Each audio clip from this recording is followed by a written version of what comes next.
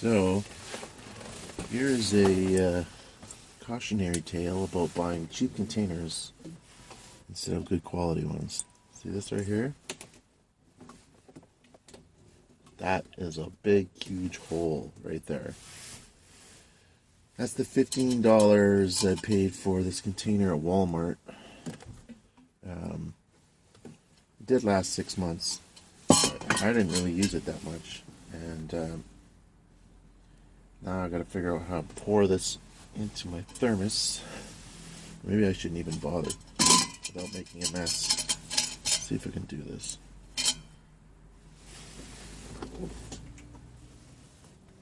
It's spilling out. Look at that. Good times. Don't want to waste the water.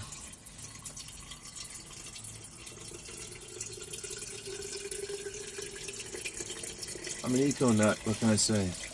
I could have just threw this whole container out. And I am going to recycle it. But, yeah, see that hole right there? That's the... I'll show you the front of this container here. It's going to be upside down, though. It's this H2O slimline container. Not good. So that's the story of the container that leaked 5 liters of water into my van last night. This thing was full yesterday. I just filled it up. And I came back into my van after having a Christmas dinner. And there's water leaking. I thought, well, where's this water coming from? It wasn't that much, and to be honest, I don't know where the rest of it went. I think it seeped into the plywood, so I'm going to have to take some stuff apart and look into that, but minor crisis.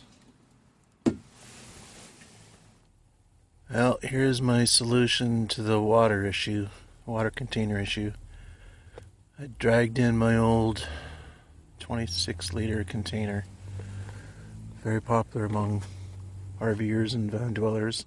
It's very strong plastic. It won't have the same problems. That little cheapo one, well, it wasn't cheap. It was like $15 that when I got from Walmart. But you know what's funny is I think this is about the same price. But it's made way better. Except this spout is a little tiny drip. In fact, I think I see some water right there. Yep. Tiniest of drips. So I'm just keeping this bag here to keep an eye on it. Maybe I'll replace the spout, but I don't know.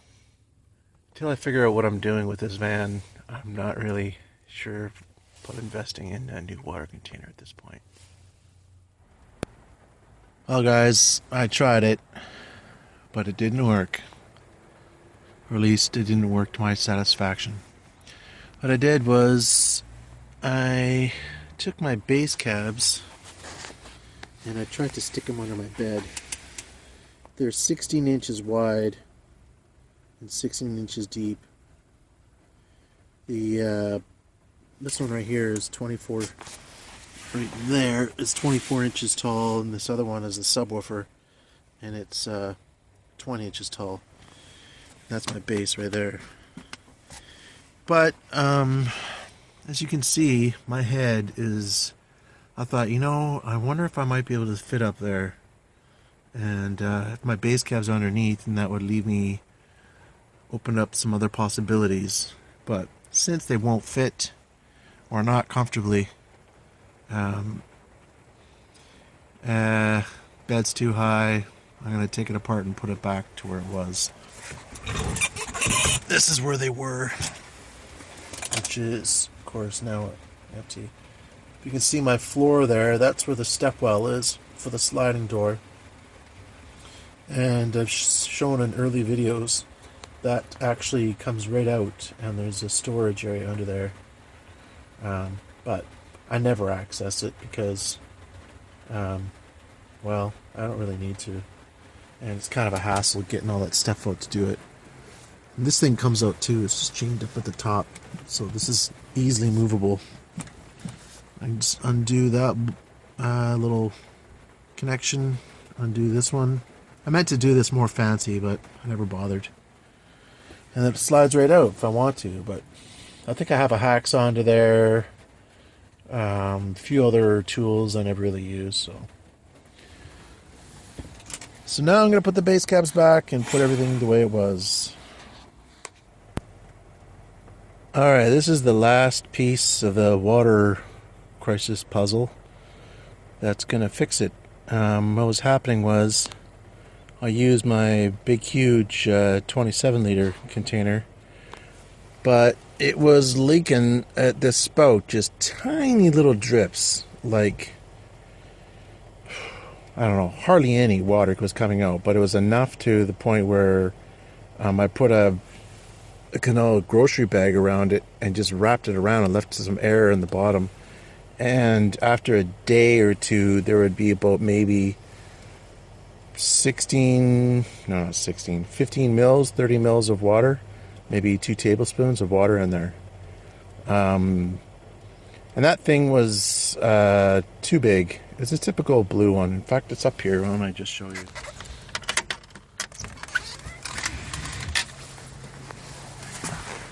That big blue container down there. Pardon the mess. It's really messy. There's a sweater in that bag I'm getting rid of. Anyway, that one's going. I don't know if I'm going to use it for... keep it in storage area for a while.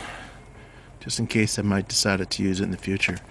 This is my base cabs, and I decided to change it up a bit and put them speakers facing towards the wall, because the blue doesn't show and it's a bit more stealthy if my door's open.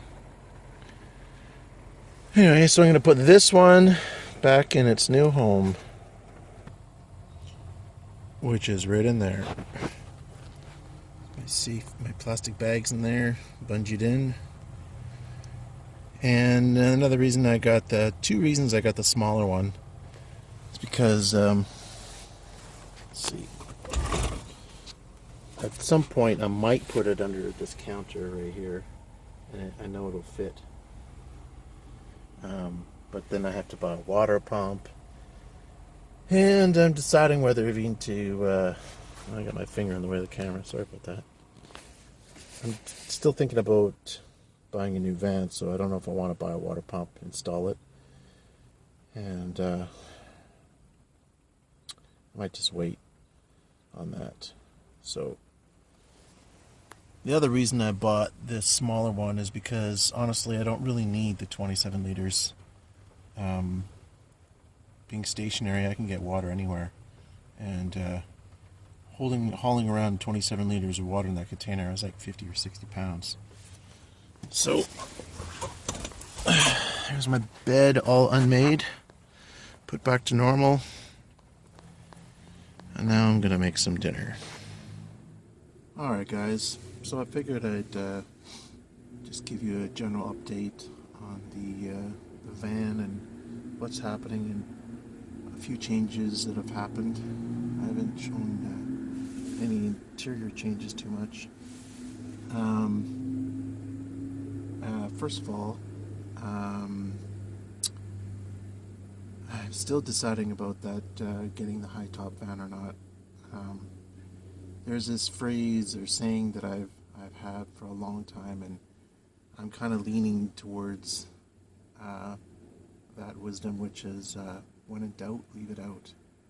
And I've always, if I'm at a store or flea market or whatever, and I'm having a tough time deciding about something, then I just go back to that old phrase, when in doubt, leave it out.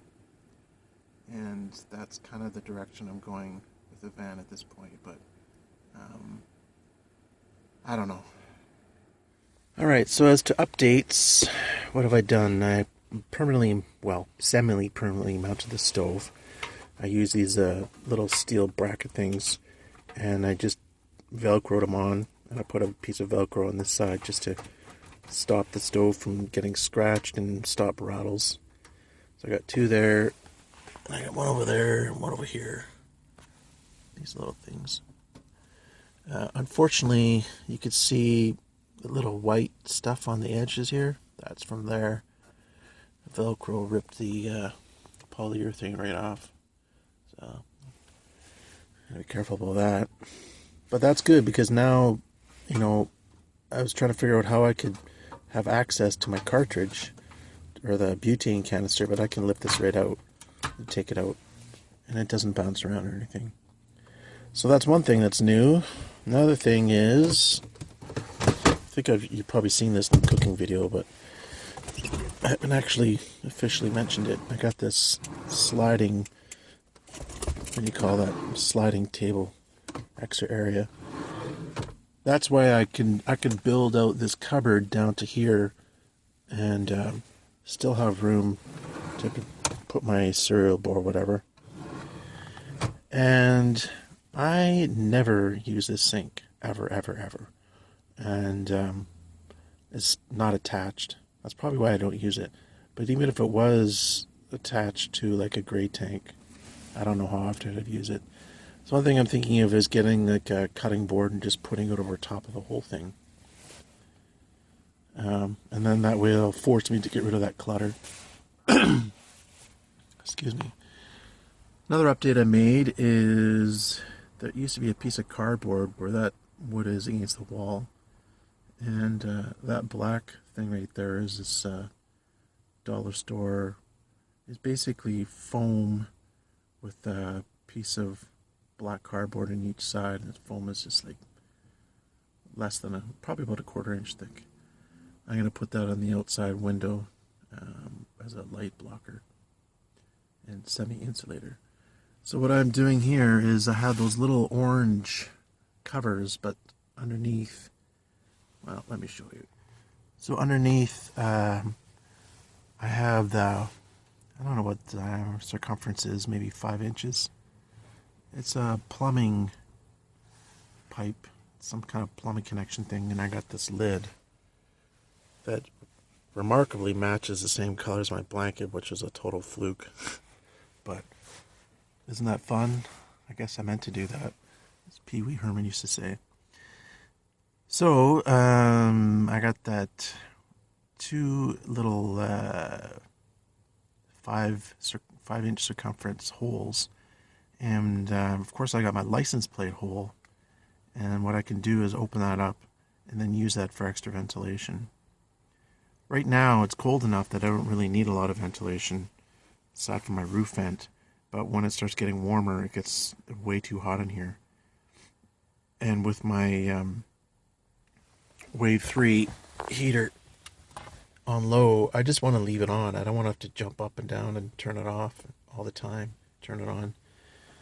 So with the heater, I can leave it on and then have adequate ventilation to keep the airflow in here.